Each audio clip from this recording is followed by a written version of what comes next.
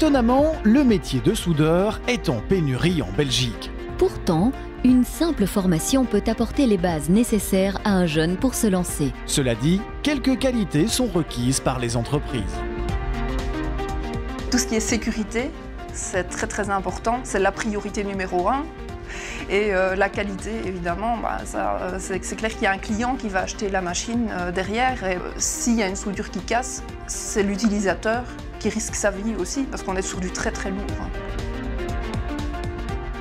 Être capable de se remettre en question, de s'autocontrôler, d'être de plus en plus responsable de son travail sur des pièces de très grande valeur. Nous avons des jeunes que nous mettons assez rapidement sur des pièces qui font grosso modo 50 000 €.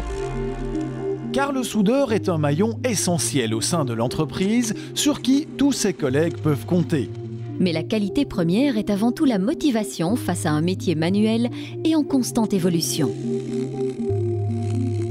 Ce qu'on attend d'eux, bien sûr, c'est la faculté de progresser dans le métier, puisque les travaux que nous faisions il y a 10 ans, on ne les fait plus maintenant. On a évolué vers d'autres matières, on a évolué vers d'autres techniques. D'autant que l'informatisation prend aujourd'hui une place de plus en plus importante dans le métier. Ajoutons que le soudeur doit aussi avoir une bonne vision dans l'espace pour notamment imaginer ce qu'un plan technique donnera en 3 dimensions.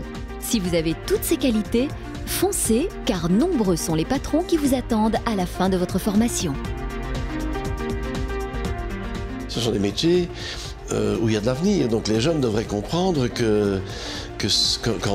qu'en apprenant des métiers pareils, ça leur assure pratiquement du travail. Mais je crois qu'ils ne le savent pas. De plus, on aura toujours besoin de soudeurs, car malgré les progrès technologiques, nombreuses sont les pièces uniques à réaliser. Des pièces pour lesquelles concevoir et programmer un robot reviendrait beaucoup trop cher.